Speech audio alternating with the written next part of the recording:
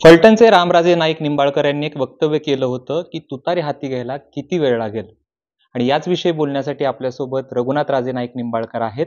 हे जरी रामराजे यांचे बंधू असले तरी पक्षीय विचारधारा त्यांची वेगळी आहे. त्यांनी तुतारी हातामध्ये घेतलेली आहे. बाबा, लोकसभेचा आपण निकाल बघितला, तुम्ही माड्यामध्ये तुतारी वाजवली. विधानसभेच्या दृष्टीनं हे रामराजांच्या वक्तव्याकडे तुम्ही कसं बघता? रामराजांच्या वक्तव्याकडे मी वेलकमिंग यांनी विचारांनी बघतो. तसं कारण मी राष्ट्रवादीमध्ये पवारसाहेबांच्या बरोबर क्लिअर कट आहे. हा विचार आहे, म्हणजे हा राजकीय विचारामधली भिन्नता आहे. मी पवारसाहेबांच्या बरोबर होतोच पहिल्यापासून, मी त्याच पक्षात पहिल्यापासून होतो.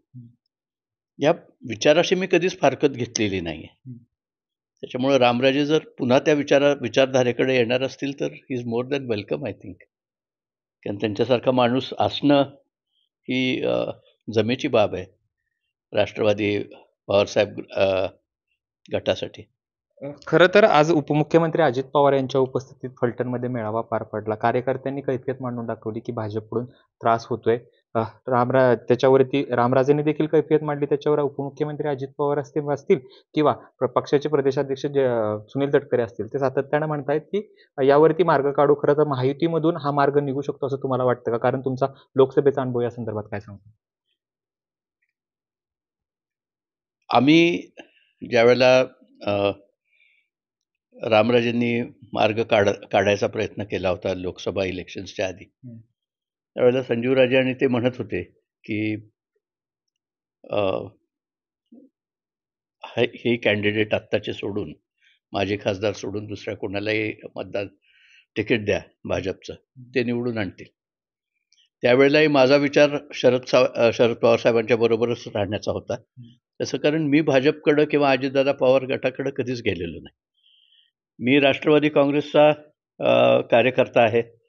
मला अजितदादांच्याबद्दल तितकाच सन्मान आहे. परंतु शेवटी ओरिजिनल राष्ट्रवादी कुठली, हा प्रश्न ज्यावेळेला माझ्या मनात उभा राहतो त्यावेळेला मला ती पवारसाहेबांची राष्ट्रवादी, ओरिजिनल राष्ट्रवादी आहे. जिथं मी माझी श्रद्धा ठेवून राजकारणामध्ये, सार्वजनिक जीवनामध्ये 30 वर्षापूर्वी पाऊल टाकलं, त्याच पक्षात मी आहे आणि तिथून बाहेर पडण्याचा माझा कुठलाच विचार नाही. खरं तर 3 भाऊ आजपर्यंत आम्ही एकत्र बघितलेत, पण त्यातला एक बाजूला गेला असं म्हणायचं का? 3 भाऊ, कुटुंब बिलकुल फुटलेलं नाही. कुटुंब पूर्ण एक विचाराने आहे, परंतु पॉलिटिकल विचार डेफिनेटली वेगळा आहे. जर फलटणचा विचार करायला गेलं तर फलटणचं राजकारण तुम्ही आणि संजीवराजे नाईक निंबाळकर बघत असता, रामराजे राज्याचं राजकारण बघत असतात किंवा फलटणमधले जे काही प्रश्न असतात, याच्यामध्ये संजीवराजे नाईक निंबाळकरांची नेमकी भूमिका काय? रामराजे वरचे निर्णय घेत असतात. असं म्हणतात की there should be only one captain to a ship. त्या कायद्यानुसार रामराजेंच्या बरोबर संजीवराजे आहेत. परंतु माझ्याप्रमाणेच त्यांचं मन निश्चित पवारसाहेबांच्या जवळ असणार आहे याची मला खात्री आहे, आणि रामराजेंचंही मन तिथंच आहे असं मला वाटतं. कारण आम्ही हा जो निर्णय झाला आमच्यात की त्या दोघांनी तिकडं जाण्याचा निर्णय घेतला, मला पटला नाही. मी जागेवर थांबलो. ते दोघं तिकडे गेले केवळ नाईलाजाने गेले ना, कारण भाजप भयंकर त्रास देत होते. माझे खासदार, दहशत चालली होती, दहशत माजत होती, आणि त्याच्यातून ते त्या त्रासापोटी त्यांचं संबंध आयुष्याचं काम त्याच्यावर श्रेयाचं राजकारण हे करायला लागले. आयुष्यभर महाराजांनी, रामराजांनी कष्ट करून बांधलं होतं. धोंबलकवडी, नीरा देवगर, कृष्णा खोऱ्याचे ते जन्मदाते होते. जे आमच्या आजोबांच्या बाबतीत घडलं, आज तुम्हाला जर मी प्रश्न विचारला की कोयना धरणाचा जन्मदाता कोण, तर तुम्ही यशवंतराव चव्हाण म्हणाल. परंतु कोयना धरणाचा जन्मदाता माझे आजोबा होते, मालोजीराजे नाईक निंबाळकर. माझ्याजवळ सगळे पुरावे पण आहेत तसे. परंतु हे सहजगत्या लोकांना विसरलं जातं, इतिहासाच्या अडगळीत टाकलं जातं, आणि हे मला स्वतःलाही मान्य होत नाही. जे मंत्रालय ज्याच्यावरनं एवढी आज भांडणं होतात, ते माझ्या आजोबांनी बांधलेलं आहे, किती लोकांना माहिती आहे आज. परंतु ही गोष्ट अशी आहे की रामराजांचं दृष्टीने मला असं वाटतं की त्यांना असं वाटत असावं की माझं श्रेय दुसरं कुणी काढून घेऊ नये. शेवटी 850 वर्ष आमच्या घराण्यांनी या फलटण तालुक्यावर, फलटण संस्थानावर राज्य केलं. त्या मातृभूमीची अ, तहान शमवण्याचं काम जे त्यांनी केलं, हे त्यांचं पुण्यकर्म आहे. ते त्यांनी कुणी दुसऱ्यांनी का काढून घ्यावं? हा प्रश्न आहेच ना. हे त्यांच्या मनात विचार असणार आहे हा. He has never spelt it out. त्याच्यामुळे मी म्हणू शकत नाही की त्यांच्या मनात नेमका काय विचार होता. आणि डेफिनेटली कार्यकर्त्यांना अतिशय त्रास होत होता. पोलीस डिपार्टमेंट खोट्या केसेस घालण्यात माहेर आहे. फलटणची DYSP आणि संबंध पोलीस यंत्रणा ही अतिशय आमच्या जवळच्या लोकांना त्रास दिला. गुन्हे नसताना त्यांच्यावर तडीपारीची कारवाई केली गेली. We had to get them back from the high court. We had to move the high court. असे कितीतरी लोक आत्ता फलटणमध्ये आहेत ज्यांच्यावर तडीपारी केली गेली आणि we had to get them back from the high court. It's not fair. अजिबात बरोबर नाही आहे.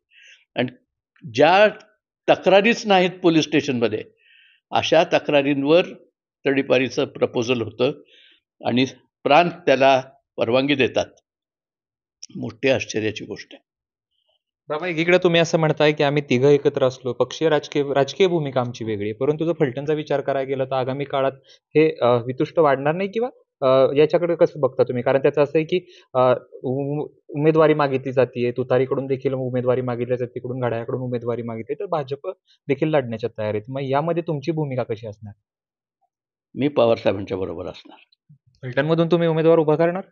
त्यांनी उभा केला तर मी त्याचं काम करणार. मी उभा करायला जाण्याइतका मी मोठा कार्यकर्ता नाही आहे. रामराजांच्या कार्यकर्त्याला विरोध करणं हा माझा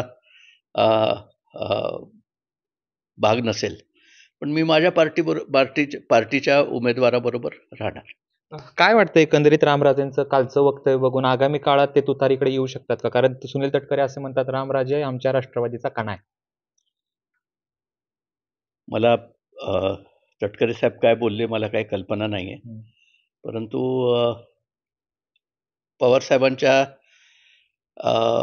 राष्ट्रवादीमध्ये फलटणच्या जनतेची श्रद्धा आहे असं मला डेफिनेटली वाटतं. माझ्याप्रमाणे अनेक लोक या राष्ट्रवादीच्या गाड्याबरोबर गेले 30 वर्ष चालत आहेत. ते अकस्मात असं पुरोगामी महाराष्ट्राला मानणारे बहुजन मराठा समजतो मी स्वतःला. तेव्हा RSSचा बॅकग्राऊंड असणाऱ्या पक्षांकडे जाणं मला स्वतःला पटत नाही. बाबा, याच्यामध्ये सगळ्यात जास्त तुम्ही फलटणमध्ये काम करता, संजीवराजे नाईक निंबाळकर काम करतात, रामराजे वरचं राजकारण बघतात. याच्यामध्ये कार्यकर्त्यांची अडचण होती का भूमिका घ्यायला? कुणाच्या बाजूने जायचं? नाही, कार्यकर्त्यांची काही भूमिका घेत नाही, कारण आम्ही आडवाडवीचं राजकारण करत नाही. आमच्या राजकीय तत्वांनुसार आम्ही आरोग्य, शिक्षण आणि प्रपंच या 3 गोष्टीत राजकारण करतच नाही. असं असताना एकमेकाबरोबर कोऑर्डिनेशन ठेवूनच आम्ही कार्यकर्त्यांची कामं करतो. त्याच्यामुळे कार्यकर्त्यांची काही घुसमट होत नाही आहे. परंतु इलेक्शन्स ज्या वेळेला येतील स्थानिक स्वराज्य संस्थेचे वगैरे, त्यावेळेला डेफिनेटली मी माझे काही माणसं पुढे घालण्याचा प्रयत्न करणारच. म्हणजे राष्ट्रवादी काँग्रेस पवारसाहेबांचं आणि राष्ट्रवादी काँग्रेस अजितदादांचं हे फलटणपुरतं एकत्र येईल असं मला वाटतं, होपफुली. आणि नाही आलं तर मग होईल काहीतरी. मी एक दुसरा प्रश्न विचारतो. सध्या रघुनाथराजे नाईक निंबाळकर पक्षासाठी कोणती कामं करतात? आमच्या जर प्रेक्षकांसाठी सांगा. पवारसाहेब सांगतील ती कामं करणार. मला काही लोक विचारतात की तुम्ही पवारसाहेबांच्या पक्षात जाऊन काय मिळवणार आहे? म्हटलं मला काही मिळवायचंच नाही आहे. मला काही ठराविक राजकीय महत्वाकांक्षा असणाऱ्या लोकांनी विचारलं की पवारसाहेबांच्या पक्षात जाऊन तुम्हाला काय मिळणार? मी म्हटलं आता गामासाहेब रिटायर झालेत, ड्रायव्हर साहेब, त्यांच्या ठिकाणी मी काम करीन, तुमचं काय म्हणणं आहे? तर ते गप्प बसले. पण एकंदरीत पक्षवाढीसाठी तुम्ही अनेक लोकांना भेटताय, त्या संदर्भात काय सांगाल? आतापर्यंत कोण पक्षात आणलं तुम्ही? कशाला मला अडचणीत आणता? मी पक्षाचं काम डेफिनेटली चांगलं करतोय. खूप खूप धन्यवाद. तर हे होते रघुनाथराजे नाईक निंबाळकर आणि जर जर शरद पवारांनी या ठिकाणी जर उमेदवार दिला तर त्या उमेदवाराचं मी काम करेन असं रघुनाथराजे नाईक निंबाळकर म्हणतात. कॅमेरा पर्सन धीरज सह जयदीप भगत, एबीपी माझा, पलटण. एबीपी माझा, उघडा डोळे बघा नीट.